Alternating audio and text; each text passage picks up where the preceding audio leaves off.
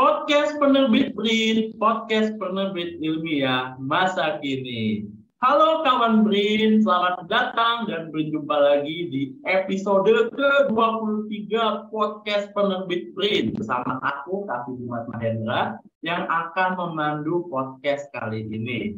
Nah, pada podcast ini kita akan membahas video akuisisi dari program akuisisi pengetahuan lokal penerbit BRIN. Nah, buat teman-teman yang masih bingung, yang masih belum tahu dan bertanya-tanya, Kak, program akuisisi itu apa sih? Nah, aku kasih tahu nih. Jadi, program akuisisi pengetahuan lokal penerbit BRIN merupakan program yang diselenggarakan oleh BRIN dan penerbit BRIN sejak tahun 2020. Wow, sudah cukup lama ya, kawan BRIN ya.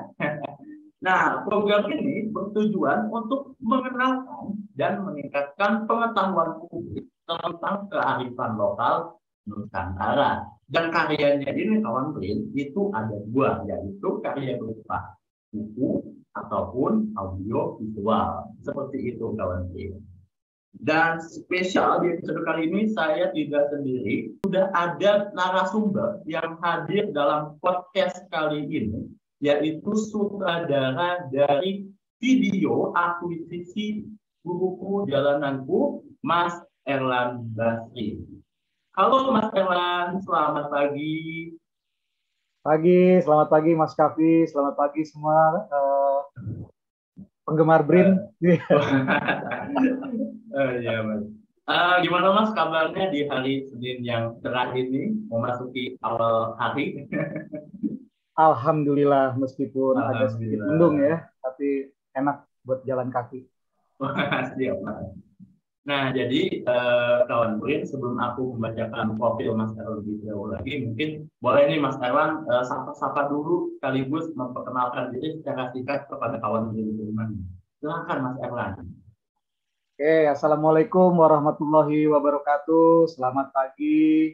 Salam sehat semua buat kawan-kawan BRIN dimanapun berada di seluruh Nusantara. Sukses, sehat selalu. Mantap. Nah, jadi kawan BRIN, Mas Erlan ini lahir di Jakarta dan domisili juga di Jakarta, lebih tepatnya Jakarta Timur. Dan Mas Erlan Basri ini merupakan lulusan S1 dari Fakultas Film dan Televisi Institut Kesenian Jakarta dan juga S2 Penciptaan Seni Urban di Institut Kesenian Jakarta Bandung. Alumni ya, alumni Institut Kesenian Jakarta. Dan ketertarikan beliau dengan karya seni audio visual membuat Mas Erlan ini menyutradari berbagai macam film dokumenter serta menjadi juri dalam ajang FFI di kawan BRIN atau Festival Film Indonesia pada bidang film dokumenter. Jadi Mas Erlan yang membuat dan juga yang menilai Mas Erlan. Luar biasa sekali Mas Erlan.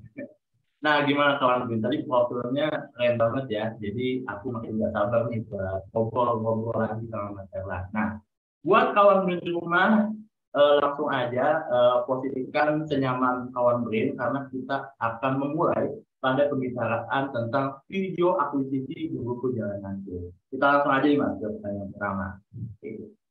Kalau boleh tahu nih Mas, di film dokumenter Guruku Jalananku ini merupakan karya keberapa Mas Erlan? Karena kan kalau aku baca di CV-nya kan banyak ya Mas ya film dokumenter yang masuk kategori gitu. Mungkin Mas bisa ceritain atau kasih tahu ini karya keberapa Mas Erlan? Boleh silakan. Kalau yang keberapa saya sulit tuh menghitung ya, Mas. Saya tertarik dan mulai suka membuat film dokumenter itu semenjak mungkin di era reformasi ya. Ketika saya masih aktif kuliah 98 itu udah sangat bersemangat sekali ketika kita masuk masa transisi, masa reformasi, dan itu menjadi materi yang luar biasa sebagai materi film dokumenter. Nah, beranjak dari 98 sampai Guruku Jalananku ini dibuat sekitar 2015. Itu gambar panjang ya Mas ya. Dari era reformasi aku sudah berkarya di film dokumenter. Dan untuk asal mula ceritanya Mas, idenya ini bagaimana sih bisa dijadikan sebuah film dokumenter seperti itu? Oke. Asal mulanya gini sih sebenarnya, ini tugas ya. Oh, Yang mau nggak mau harus saya buat gitu kan. Jadi saya lulus dulu zaman tahun 90-an, di IKJ itu nggak ada S1. Itu cuma D3 kan. Nah, begitu era 2000 ke depan, baru ada S1. Saya diminta balik kandang, istilahnya balik kampus. Itu tahun 2014. Suruh balik lagi ke kampus, suruh sekolah lagi, ngambil S1. Nah, itu 1 tahun dari 2014 ke 2015. Syarat kelulusan kan harus bikin karya. Jadi tugas karya akhirnya, inilah film Guruku Jalananku. Nah, itu yang secara administrasi wajib saya bikin gitu kan. Nah, tetapi kenapa saya pilih ini menjadi tema yang saya buat menjadi tugas karya akhir saya ketika di S1? Karena saya tertarik dengan perjalanan sosok yang saya ikuti itu, si Aceng.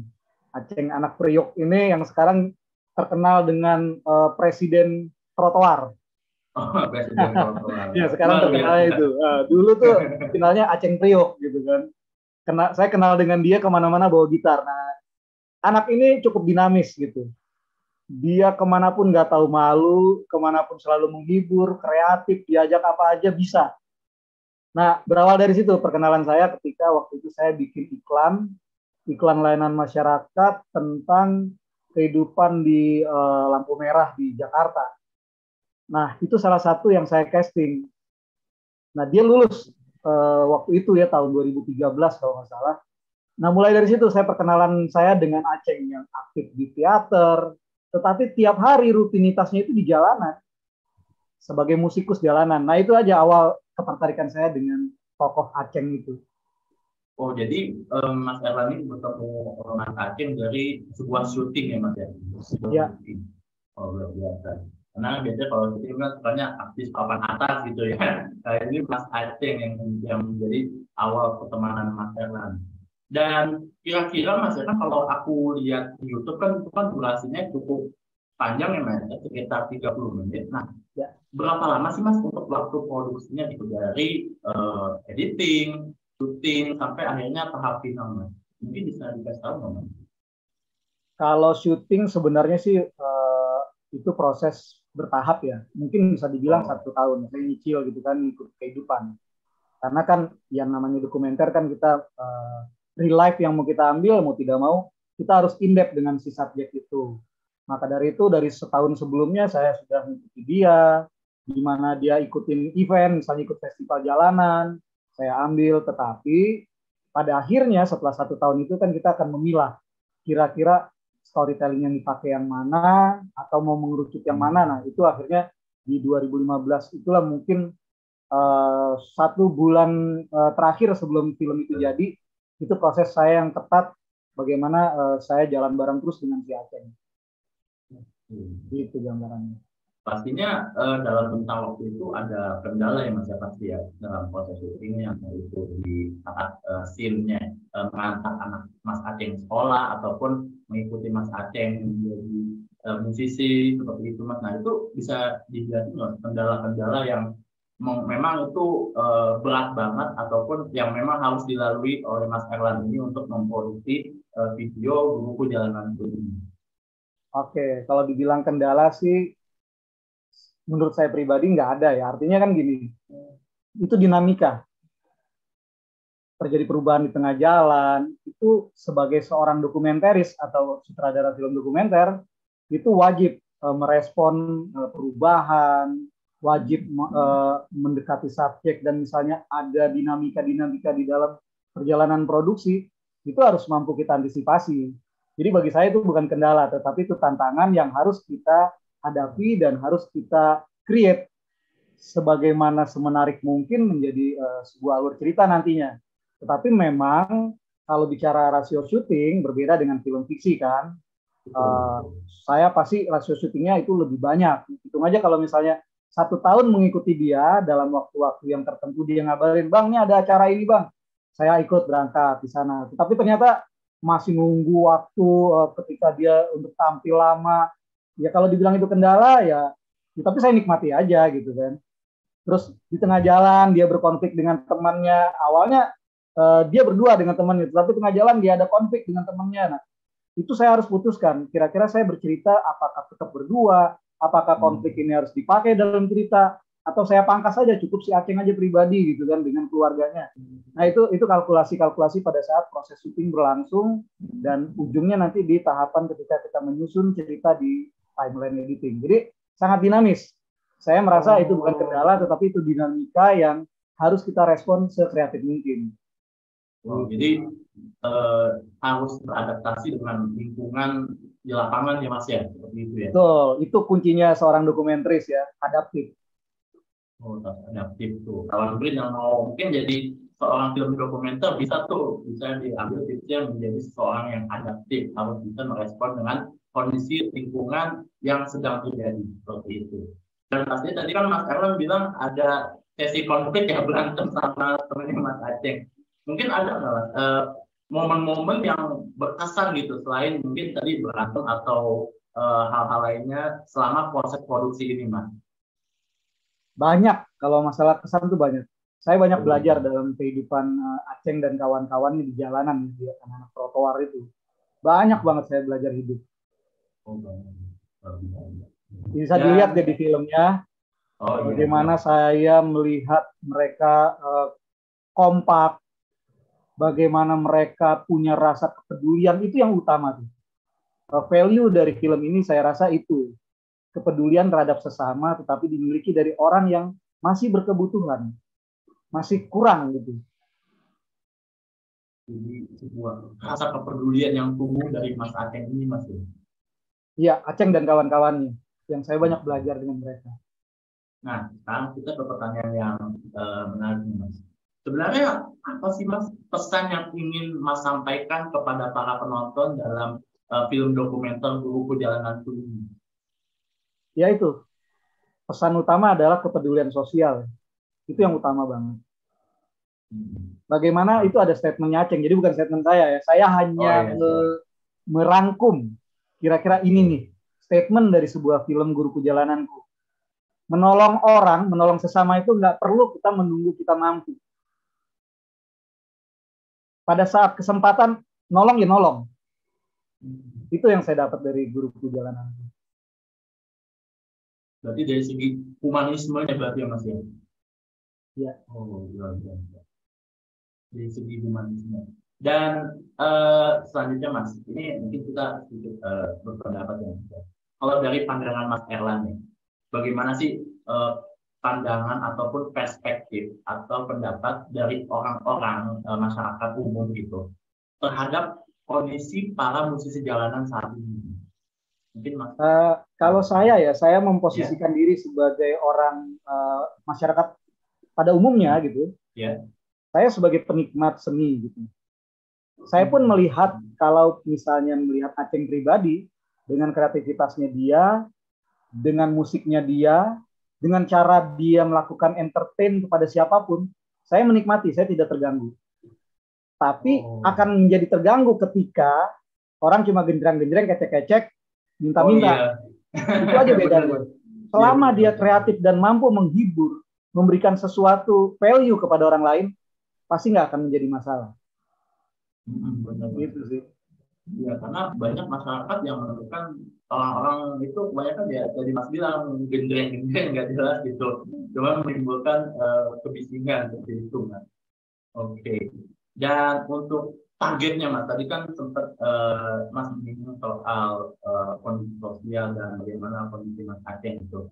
Untuk targetnya itu apakah tadi untuk masyarakat umum, untuk target videonya atau filmnya, atau para pejabat pemerintah, katakanlah dinas sosial gitu, untuk lebih memperhatikan nasib para masyarakat yang di bawah angka kemiskinan seperti itu?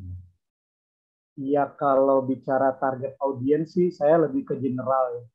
Dan ini menurut saya ini menjadi film keluarga karena emang Aceng dan keluarga gitu, ada anaknya, ada istrinya, bagaimana dia mengelola keluarga dengan kemampuannya dia, dan tetapi juga pesan-pesan yang ingin dia sampaikan itu mengajak anaknya untuk ikut merasakan, membantu orang lain. Saya rasa sih ini untuk general kepada keluarga Indonesia yang ke situ. saya nggak niat untuk mengkritik atau kemanapun, tapi yang jelas lebih kepada bagaimana pembelajaran hidup dari sosok si Aceng yang dianggap orang anak jalanan gitu. Oke, menarik tentang perjalanan hidup. Dan aku penasaran nih Mas, bagaimana sih ceritanya Mas bisa mengetahui program akuisisi pengetahuan lokal dari penerbit BRIN sehingga Mas Erlan ini berminat untuk mengirimkan karyanya Mas? Itu bagaimana Mas ceritanya?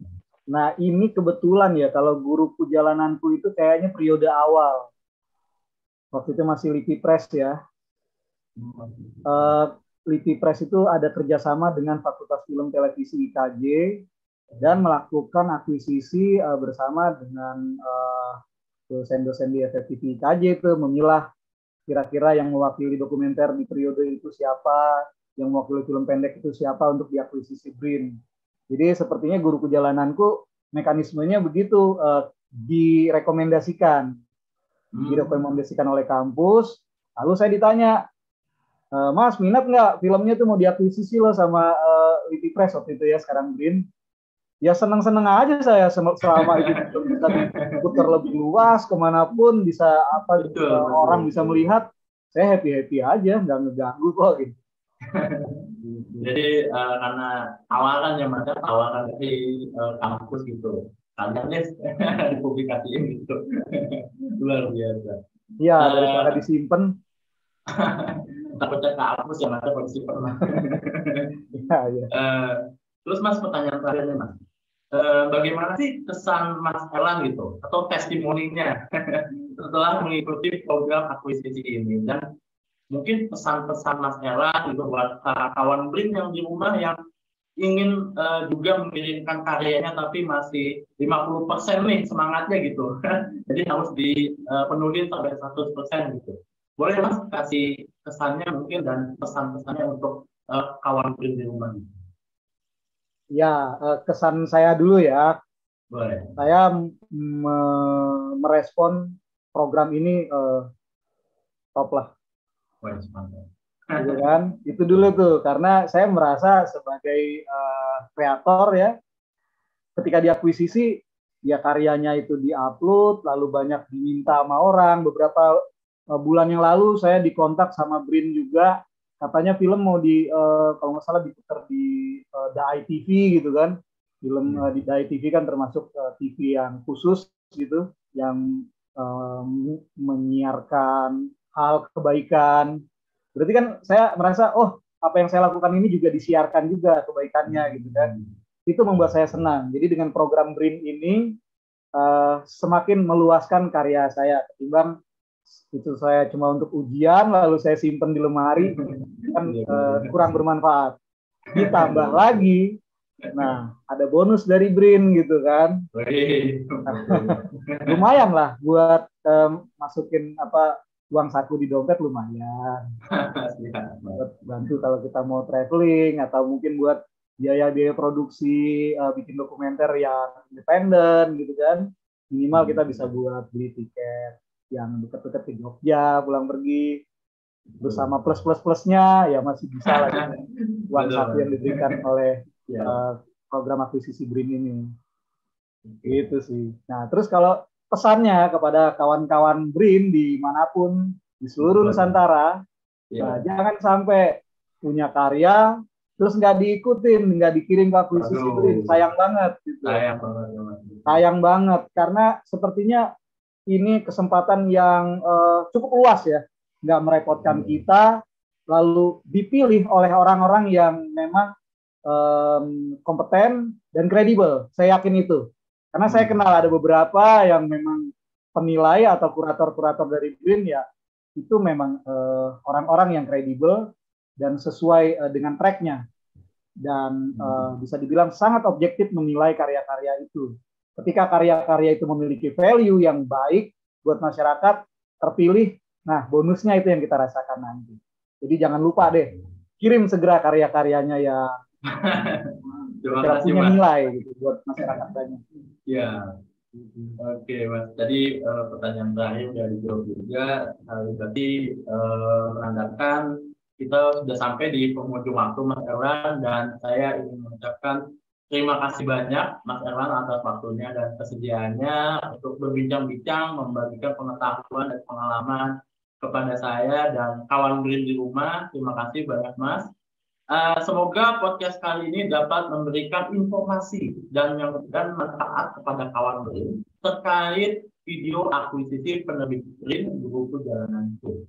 Nah, selain itu, kawan Green yang ingin mendapatkan pengalaman yang sama seperti Mas Erlan bisa langsung berpartisipasi dengan mengirimkan karya hasil kawan Green berupa audiovisual atau buku. Dan untuk kawan Green yang masih kepo-kepo, ingin tahu lebih detailnya tentang program akuisisi ini, bisa langsung mengunjungi tautan linktree/akuisisi BRIN. Nah, itu kawan Green bisa menemukan informasi secara lengkap tentang program akuisisi, pengetahuan lokal penerbit BRIN. Dan nantikan juga terus episode podcast penerbit BRIN berikutnya.